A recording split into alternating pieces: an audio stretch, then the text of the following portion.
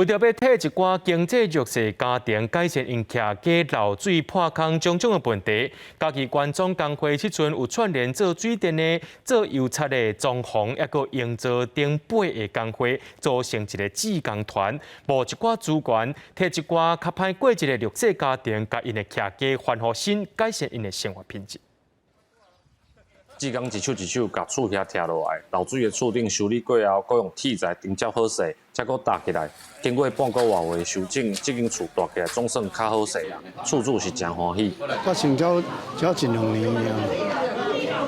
啊，像安尼是嘛修理好啊？你感觉安那？哦，足好困的，足好的。评估之后就觉得有需要哦，然后马上来替他施作。那施作完成之后，我们把他的屋顶翻新，然后室内我们把它重新油漆、水电重拉。哦，这次我们总共动用了5个工会。因为心脏开刀过，厝内阁有身心障碍的人爱照顾，厝主一直住伫个漏水的厝内底。家己关负责职业工会的罗岗青年发展处，为了要服务县内有同款需求的弱势家庭，整合营造相关资源，成立家己罢工修缮立摊协会。社会上很多弱势的朋友啊，他需要做房屋的修缮，他可能没有相关的经费或资源，那我们劳青处就整合了跟修缮、跟营造有关系、跟房屋修缮有关系的职业工会，来一起来做志工，那来协助社会上需要协助的好朋友。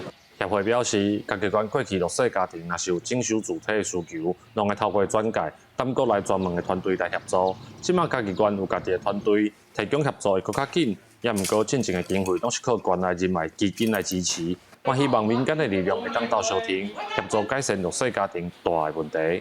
记者林慧婷，家己